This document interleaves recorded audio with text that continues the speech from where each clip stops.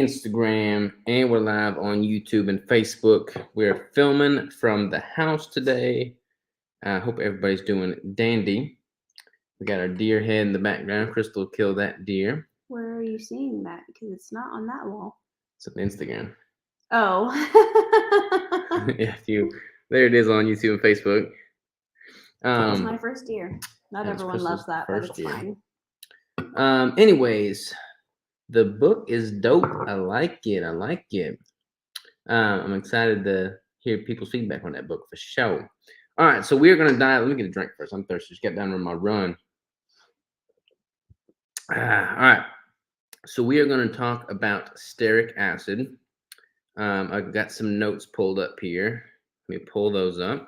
I feel like when you do that, it probably says that you're busy. I don't think so. The camera thing's still showing.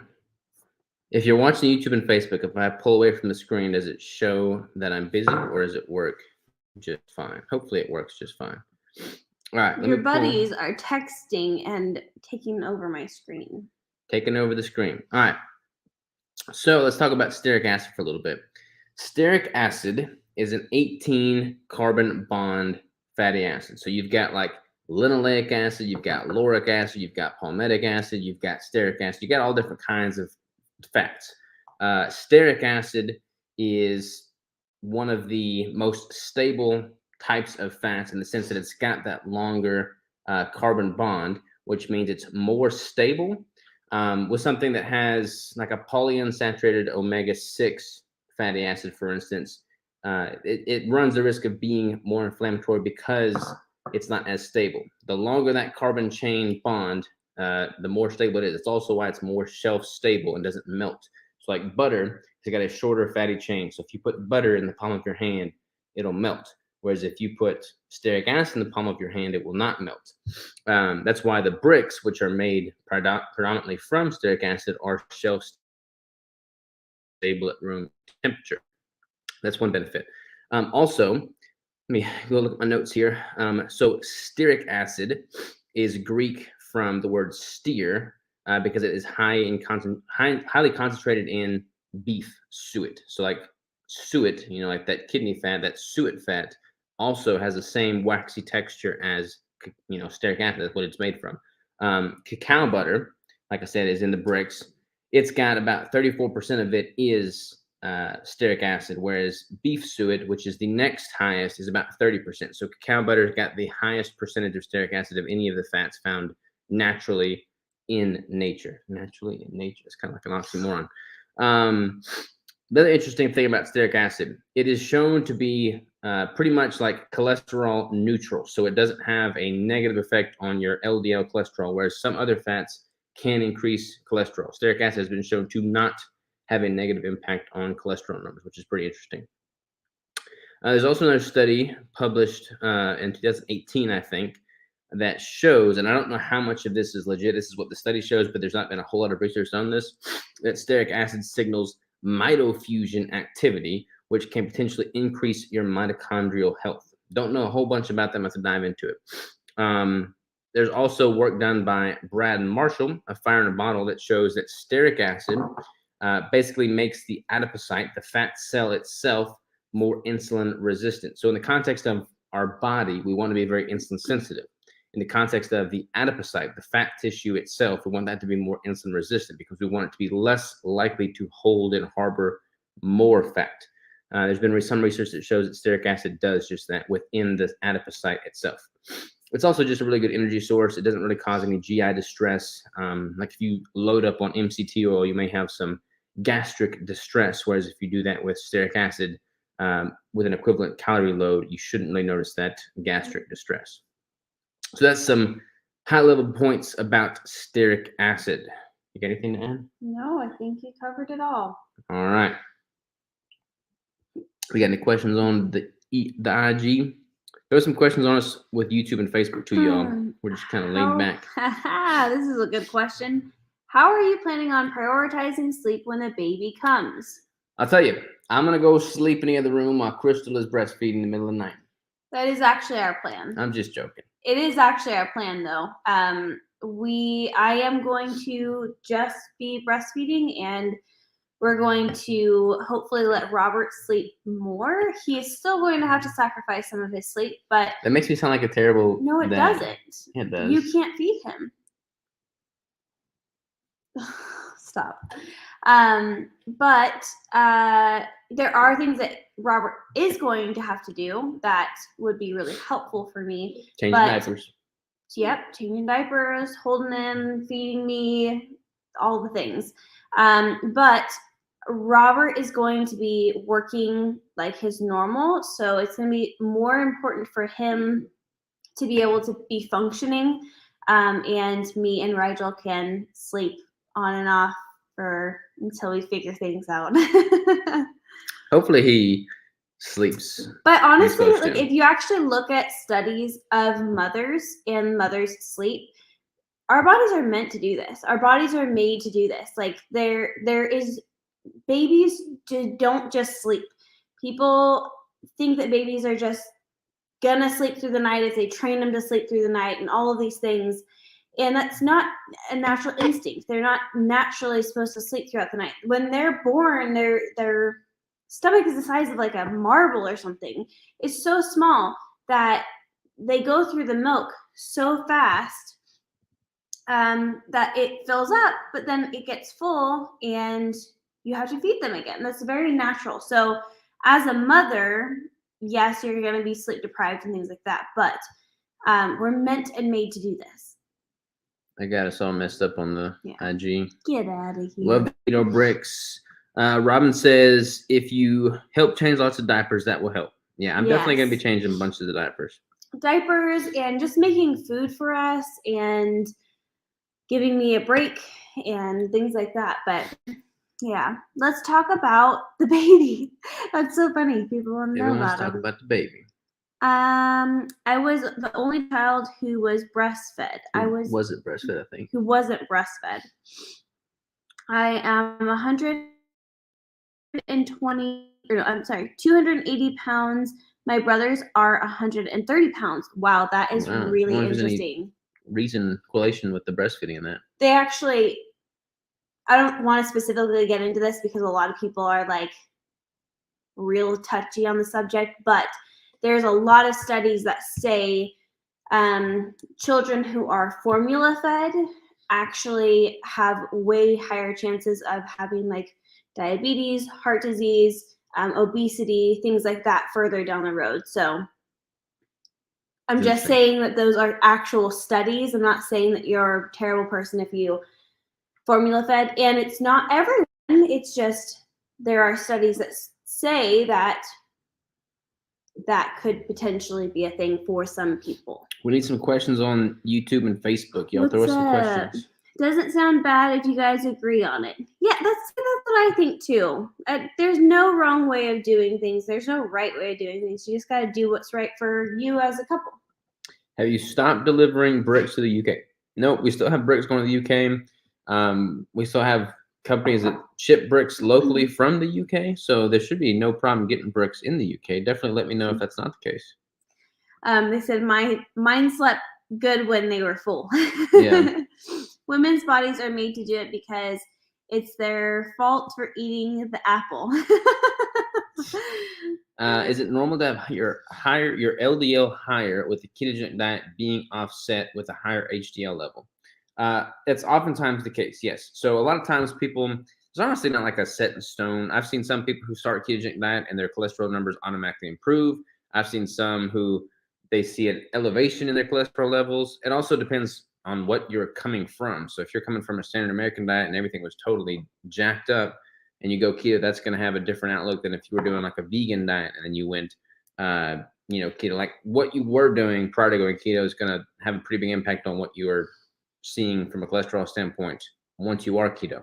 That said, generally speaking, I'm not a doctor, I don't want to play on the internet, but if your HDL is relatively high and your triglycerides are relatively low, that usually means you're pretty good in most situations. Like you don't want to have astronomically high LDL by any means, but if your LDL is slightly higher than what the normal range is, but your trigs are really low and your HDL is pretty solid, then you probably are fine. And don't worry if you're not able to breastfeed. It's okay. You are still a good mom. Yes, everyone is still a good mom no matter what you decide to do feeding wise. What would you AV say? Keto says, hey guys. What's up, brother? What would you say is a good ratio to get of stearic acid daily?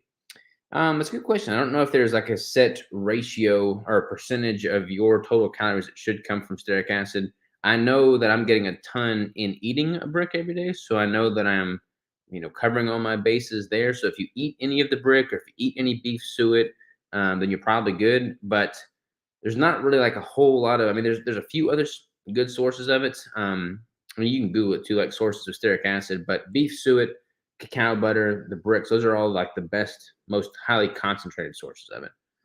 Aaron says, I got something in the mail today and I am heart eyes. It's gonna be good, man. Let me know what you think. Here we go. How's Jack doing?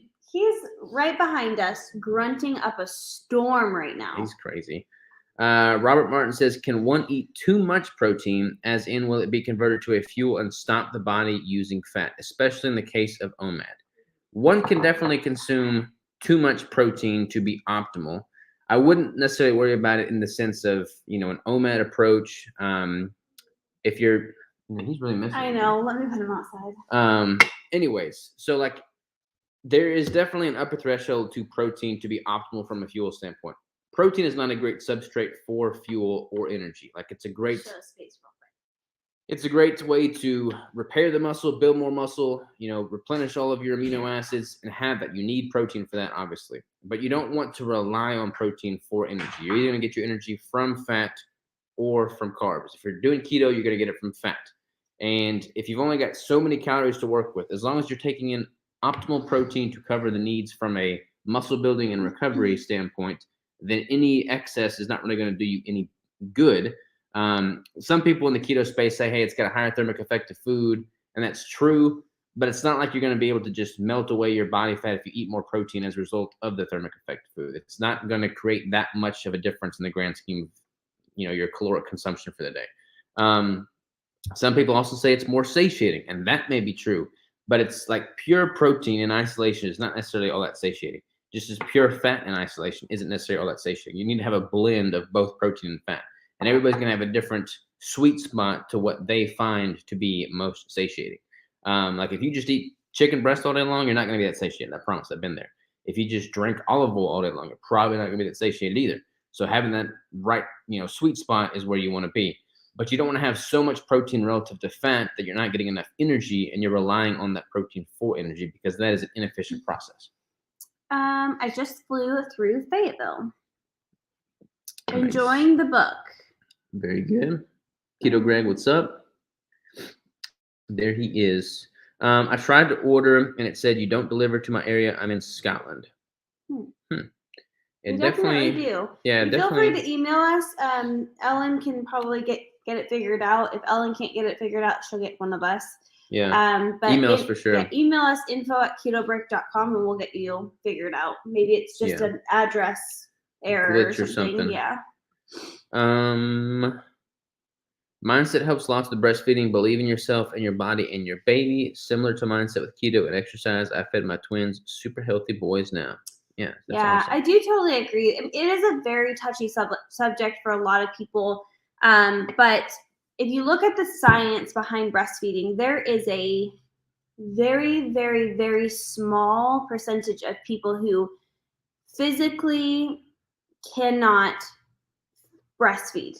A lot of the other people, it's just hard. It's mentally hard. It's draining. It's physically demanding.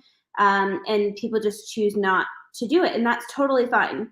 But I agree with you, Robin, that a lot of it is your willpower to do it. Because no one ever said it was going to be easy. And some people just absolutely love it and adore the whole process. And some people hate it, but still do it. And some people don't do it. And any choice is fine. But I do believe it is a lot of mindset and a lot of being willing to like dig into getting help when you need it. Adventures with Iris says, hi guys, stay savage. What's up, Iris? You stay savage too. Greg says, yo. Yo. My mom's reason for bottle feeding me was because I was always hungry compared to my brothers. She couldn't keep up. Huh, that's interesting. That's interesting. I wonder who drank more, my brother or me. I don't know. When's the Keto Brick coming to the vitamin shop? I don't know. We ought to reach out to Vitamin. Have we ever reached out to Vitamin Shop? I don't know. We should definitely reach out to Vitamin Shop. I will put that on my to-do list for show. Nice name, Rob. Sykes R. That's kind of weird. Oh. They got the same name. Sykes. That's pretty cool. Huh. Nice name to you too. All right, we got any more questions on YouTube, Facebook, Instagram? Throw them at us. We got some more time. Just sipping on our Zevias, getting jiggy with it. Do you think the baby will come out with a hat on like Robert? It's possible. I do wear hats. It's kind of weird how frequently I wear a hat. Like I don't think about it. Yeah. But then we were like trying to find pictures of me with long hair when we first started dating, and there was no pictures of me. There's no pictures of him without a hat on, and I was like, I loved your long hair when we first started dating, and I tried to find a picture, and there isn't one because he always has had a hat on.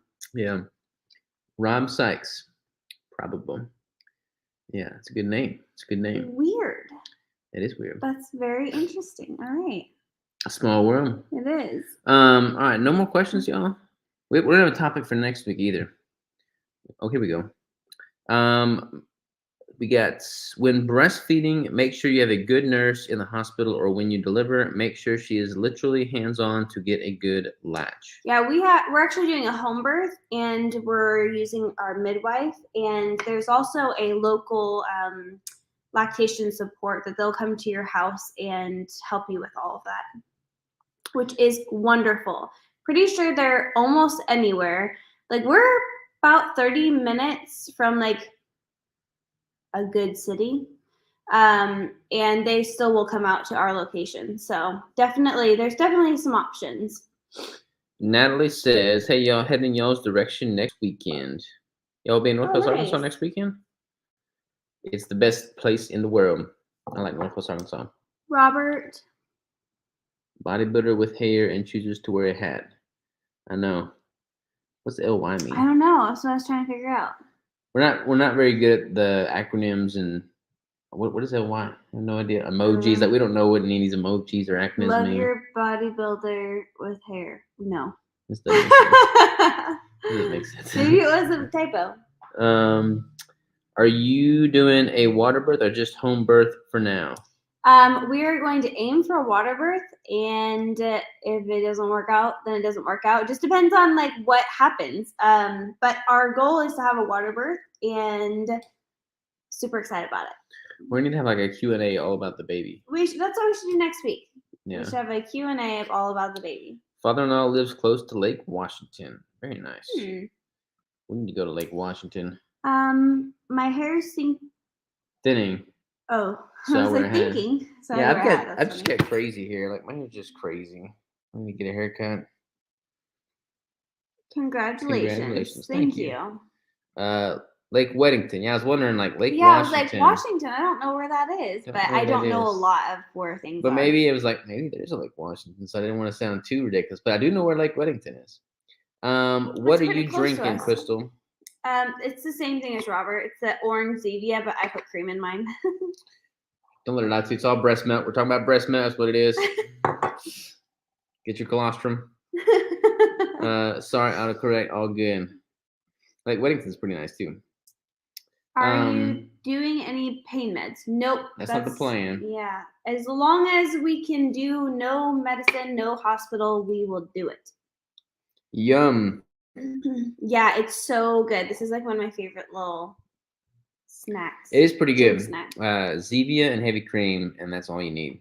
Yeah, usually we do the orange, the cream soda, or the root beer. I'm drinking an orange Celsius right now. Thought about adding cream. It's so good. Yeah. All right, so we're gonna officially talk about baby delivery plans next week. That's the topic for next week. Yeah, baby Q&A. Baby Q&A. All right, sounds like a plan. Next Monday, our podcast is going live as well about the baby third or second trimester. Next Monday, like this upcoming Monday. Yeah. So update yourself with the podcast that's coming out this next Monday on our second trimester follow-up. We're now in our third trimester, which is crazy.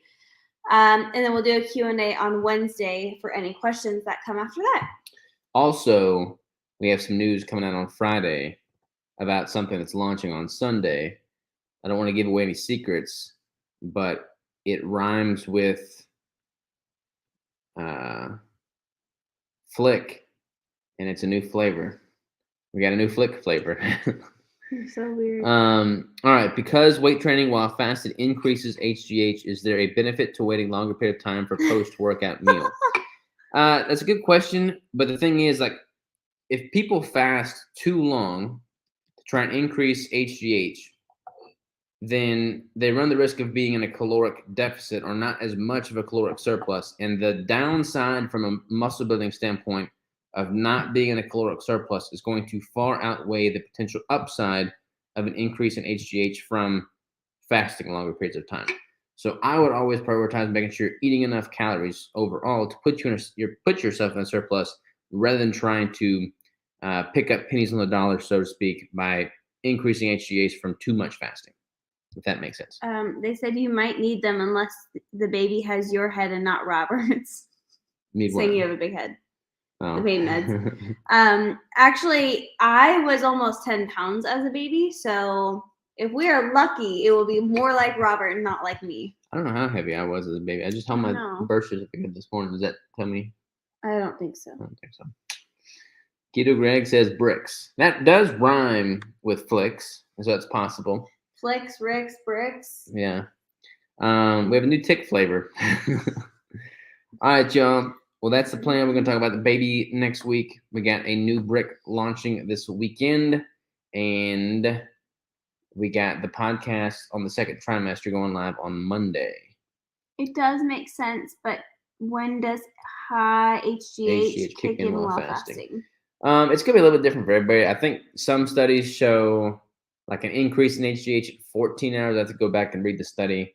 But if so here's the thing, like, let's just imagine it's 14 hours. I don't know if that's right or not. I have to go back and read it, but let's just say it's 14 hours. If you try and fast to get that increase in HGH, and then you're sleeping for part of the day, you'd obviously probably factor that into your fasting window.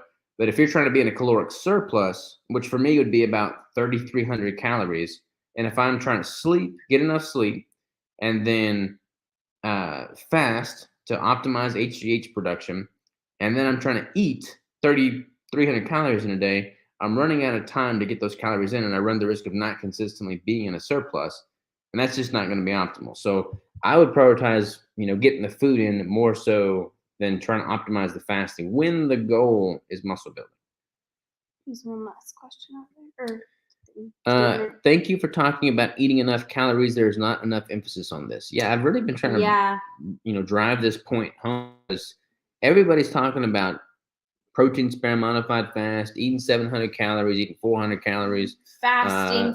Extended fasting. Yeah. It's just not, not there's anything wrong with that, but like, you can't have that conversation without talking about the downside effects to it, and also having a potentially better alternative. There's a lot of other better alternatives in this chronic restriction. Can you get the calorie surplus within the coming day or so? No.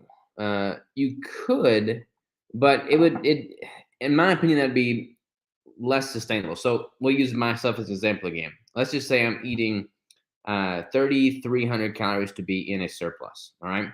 If I do like an alternate day fast, or even just try and do like most of my calories on the next day after a HGH fast, training session, then I've got to eat 7,000 calories almost in a day.